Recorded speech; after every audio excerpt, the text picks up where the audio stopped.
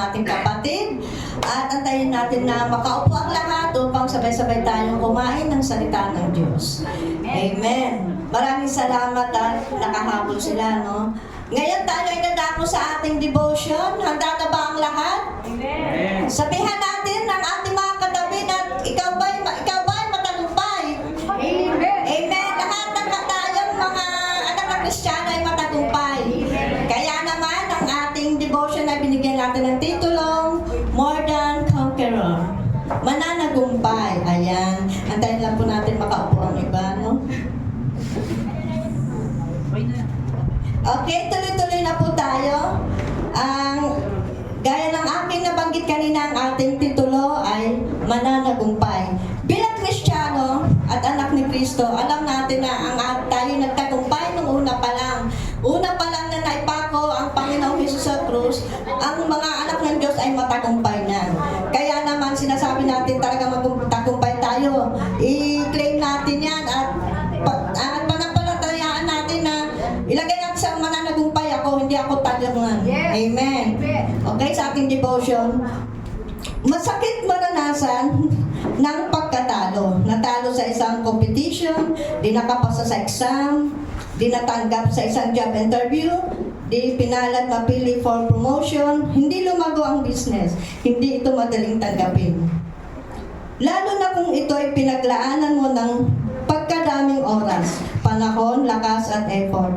Hindi din ito madaling kalimutan, lalo na kung paulit-ulit mong nararanasang matalo sa buhay. Mahirap sumubok ulit, mahirap maniwalang sa susunod mong sabak ay mag-iiba na. Pero alam mo ba kapatid, we are not defined by the failures we committed. Instead, sa kabila ng mga pagkatalo na nararanasan mo sa buhay, may Diyos na patuloy na naniniwalang kaya mong magtagumpay. And we are called more than conqueror. Tayo po muna ay manalangin. Yes, Father God in heaven, maraming salamat muli sa pagkakataong ito na kami iyong tinipon upang makarinig muli na iyong salita at ito ay aming pagbulay-bulayin. Alamat Panginoon sa bawat isa na narito, sa kalakasan na binigay mo sa bawat isa upang makadalo sa iyong gawain sa araw na ito. Sabi mo nga Panginoon, 2-3 na nagkatipon ay nariyan ka. At kung saan ang iyong gawain Panginoon, nandun ang tagumpay. Kaya salamat Panginoon sa tagumpay na pinagkaloob mo sa bawat isang anak mo na narito. At ang oras na ito ay para lamang sa iyo Lord God. At ang aming pagbubulay-bulayan, ikaw lamang ang may taas. At nawa, magkaroon kami ng motivation na kami ay matagumpay na nung una pa lang. Salamat Panginoon sa pangalan ni Jesus. Amen. Sa Romans 8:37, hindi sa lahat ng mga ito, tayo'y lalong higit pang magtatagumpay sa pamamagitan niya sa nagmamahal sa atin. Amen. Sino ang nagmamahal sa atin? Di ba ang Panginoong Jesus? At ang Diyos Ama, kung dahil sa Kanya, binigay niya ang Kanyang bugtong na anak dahil mahal niya tayong lahat. Kaya naman talagang ang mga anak ng Diyos, huwag nating isipin talunan tayo. Kahit sa kabila ng mga problema, alam natin mapagtatagumpayan natin ito dahil andyan ang Panginoong Diyos. Magtiwala lamang tayo sa Kanya. Katagumpayan hindi nagmumula sa sarili mong kalakasan at positive mindset. Bagkus, ito ay katagumpayan sa pamamagitan lamang ni Kristo na patuloy na umiibig sa atin. And the Lord wants us to embrace this truth so that even in the midst of difficulties, our thoughts will not be ruled by mentality of defeat and failure, not with the spirit of discouragement. Hindi na tayo natatablan kahit mayroong nagdi-discourage sa atin dahil alam na natin matagumpay na tayo. Hindi na tayo naapektuhan sa kahit anong sabihin ng ibang tao na hindi mo kaya yan, pero sa isip mo sabi mo kaya mo yan, at yun ay magmanifest sa'yo na kaya mong gawin kung anong pinagagawa ng Diyos para sa kanyang kaluwalhatian. Amen po ba? And with the spirit of discouragement, wala yan. Tayo ay mananagumpay. But of winning attitude, yun pala. Dapat may attitude tayo na tayo ay mananagumpay. Lagi natin, hindi sa pagyayabang yun eh. Hindi ka nagyayabang na matagumpay ka. Pagkos talaga, tinatayuan mo ang salita ng Diyos na mananagumpay ka. And you're proud, hindi masama maging mayabang, basta ang Panginoon ang itinataas mo. Amen. At yun nga, winning of attitude that is linked to the Word of God. Para sa Diyos naman yung pagyayabang ikaw sa sarili mo, alam mong Diyos ang tinataas mo. Amen. Proverbs 27:17.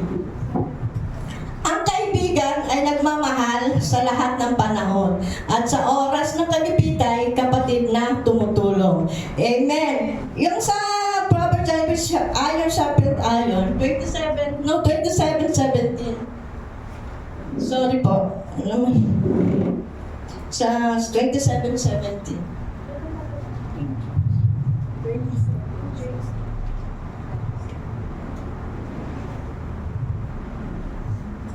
Dito ko na lang po sa Bible. Wait. Kawikaan 27:17. Ito po ang sinasaad dito. Bakal ang nagpapatalim sa kapwa bakal at isip ang nagpapatala sa kapwa isip. So sa ating mga kapatiran, sino ba nagtatala sa bawat isa? Di ba tayo rin, nagbibigay tayo ng insight, nagbibigay tayo ng mga encouragement sa bawat isa para tumalim yung bawat isa. Lalo na yung mga kapatid na nanghihina. Dapat natin i-encourage yan, wag natin i-discourage. So meron mga lahat naman tayo hindi pa perfecto, nagkakamali tayo, lalo na sa kung sa tingin ng iba. Actually, sa totoo lang, sa devotion, wala namang mali. Kasi yun ang inano sa'yo ng Lord, ng Holy Spirit. So, walang mali dyan. So, kung nakikita mong may mali dun sa kapatid, sa'yo na lang yun. Instead, encourage mo siya na mas maganda. Ito ang i-share ko sa'yo para pandagdag sa kaalaman niya. Iron sharpened iron. Kaya nga sa di ba, sa circular na yung palakol pag hindi mo yan hinahasa, mapurol, di ba? So tayo dapat, lagi tayo maghasa. Amen. Dito sa Word of God, lagi tayo magbabasa para nahahasa yung ating wisdom. Na magkaroon tayo lagi ng wisdom na nagagaling sa Lord. So lagi tayo nasa Ecclesiastes 10:10 po yan. So hindi na yun na-type. Basahin ko na lamang po, Ecclesiastes 10:10. If the axe is dull and its edge unsharpens, more strength is needed, but skill will bring success. So kapag lagi pala tayong nag-aaral ng salita ng Diyos bilang paghahasa sa ating kaisipan, nagiging success tayo. Kasi iba yung kaalaman ng Diyos na nanggagaling sa Diyos kaysa sa kaalaman ng tao. So saan tayo? Dito tayo sa kaalaman ng Diyos, sa wisdom ng Diyos na nagbibigay success sa atin. Amen. At naalala ko yung sa Biblia, yung story ni Caleb tsaka ni Joshua, di ba? Yung 10 na mga kasamahan nila doon, yung isip nila ay talunan.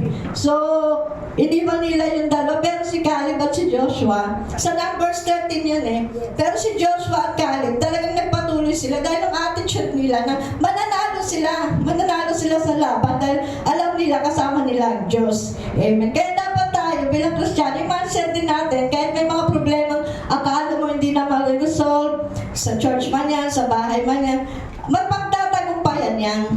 Dahil alam natin kasama natin ang Diyos. Unang-una pa man, nandyan na siya. Pananagumpayan natin siya. Basta panindigan lang talaga natin na we are more than conquerors. Kasama namin ang Lord. Magtatagumpay kami kahit na anong larangan. Kasama namin ang Panginoon. Amen.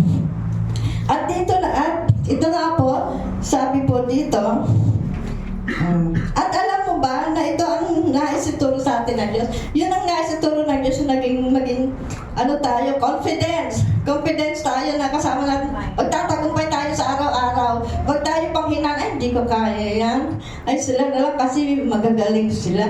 Hindi. Dapat confident ka na mananagumpay ka kasi kasama mo yung Lord at huwag kang umasa sa tao. Sa Lord ka mag one-on-one, hindi sa tao. Although ang tao nakakapagbigay ng share sa iyo ng pero umasa ka lang sa Panginoon, hindi sa tao. Amen? Kasi siya rin naman magbibigay ng talino sa iyo kung ano yung paraan na dapat mong gawin. Amen. Sa 1 Corinthians 16:13, maging handa kayo at magpakatatag sa inyong pananampalataya. Maging matapang kayo at magpakatibay. Diba dapat maging matapang, magpakatibay. Hindi maging masamang maging matapang basta sa larangan ng pag-aaral ng salita ng Diyos, hindi sa pagyayabang sa kung ano man. At ang importante, may ebidensya. Ebidensya, may breakthrough ba na nangyari sa buhay mo? Siyempre, makikita yan sa iyong kapaligiran. Kahit hindi ka magsalita, may ebidensya ka. Kasi nagsasalita ka, ginagamit mo yung word of God, pero walang ebidensya sa buhay mo, ayun yung pagyayabang. Pero yung pagyayabang na proud ka dahil sa Lord, sa ginawa sa buhay mo, yun ang totoong may confidence ka. Dahil kaya mo pinagyayabang, di mo talagang mapigilan na hindi ipangalangdakan yung ginawa sa inyo ng Lord sa buhay niyo eh. Yun ang magiging proud ka, hindi masama yun. Proud in the Lord. Amen. Maniwala kang hinanda na ni Lord ang solusyon para sa bawat problema ang kinakaharap at kahaharapin mo. O, di ba? Kahit kaharapin mo yan, nandyan na yan, talagang nakaready na yan, pero alam ng Lord na masusolusyonan mo yan, mapagtatagumpayan mo yan. Amen. Kinakaharap at So, kailangan arm yourself with courage and believe in His promise so that you can begin to live as more than conqueror. Talagang panghawakan mo yung pangako ng Panginoon para talagang mamuhay kang mananagumpay. Kasi pag hindi natin pinanghawakan yung pangako ng Panginoon at nananang tayo sa sarili natin, wala, hindi tayo mananalo, madi-defeat tayo, defeated Christian tayo. Pero kung talagang, Lord, alam ko kaya mo to, alam kong magtatagumpay ako dahil sa iyo, alam mong hindi mo ako pababayaan.